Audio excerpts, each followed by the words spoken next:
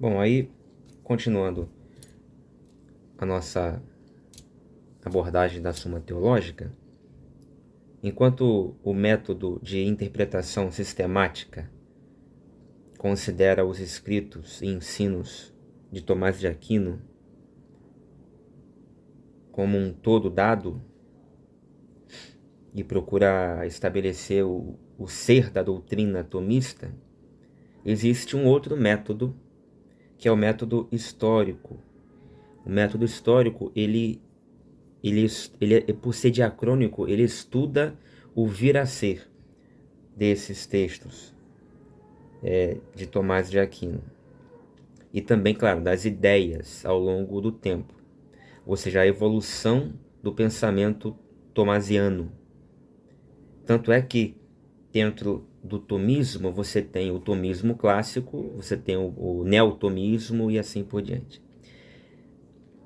E aí, neste ponto, consideram-se e também se apreciam essas obras do Akhenaten segundo o laço vital que as une, né?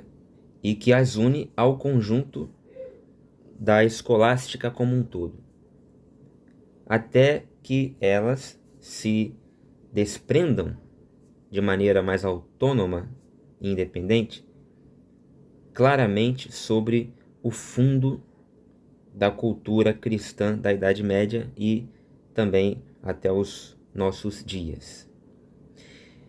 A Suma Teológica ela tem essa característica meio que de sobreviver ao tempo, porque ela é uma codificação das grandes ideias cristãs, das grandes ideias filosóficas e teológicas também, que regem e sempre vão reger a vida intelectual, mas principalmente, claro, da Idade Média. Principalmente da Idade Média. Então, tudo aquilo que trabalha com essas ideias poderosas, as maiores ideias filosóficas, tudo aquilo que trabalha com esse material, às vezes nos parecem eternos, né? Às vezes nos parecem eterno. Às vezes nos parece eterno, para conjugar o verbo aqui no número correto. Porque existem princípios filosóficos que são os próprios princípios do real. E trabalhar com essas ideias, com esses conceitos, e produzir alguma obra literária, filosófica sobre isso, é produzir uma obra literária filosófica que poderá ter valor enquanto existir o mundo em que vivemos. Porque por exemplo, o conceito de bem, de mal e assim por diante.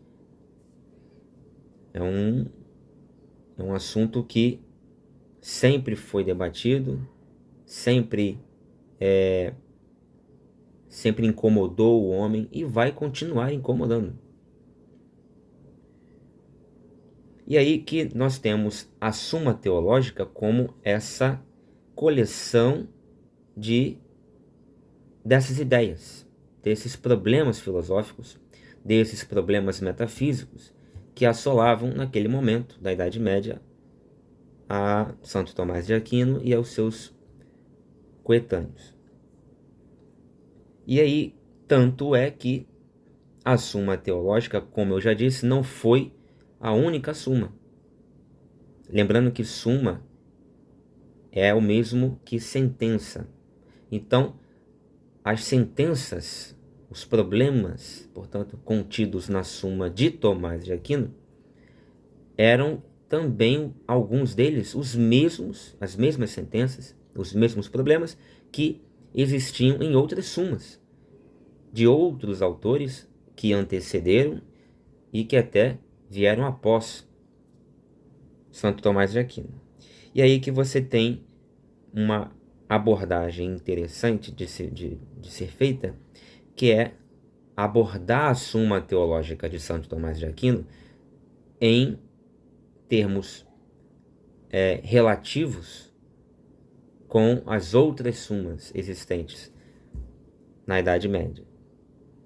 Ou seja, para usar aqui um termo escolástico, secundum quid, ou seja, abordar secundum quid, a Suma Teológica de Santo Tomás de Aquino, é abordar a Suma Teológica de Santo Tomás de Aquino em relação, secundum quid, em relação a uma segunda coisa, a um segundo expediente, a uma segunda variável, ou seja, as outras sumas.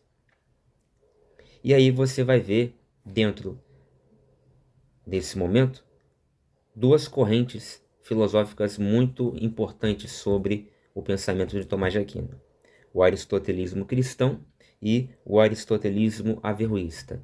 E estes dois aristotelismos incidirão neste ou naquele autor de sumas dessa época. No caso do Tomás de Aquino, os dois tipos de aristotelismo incidiram.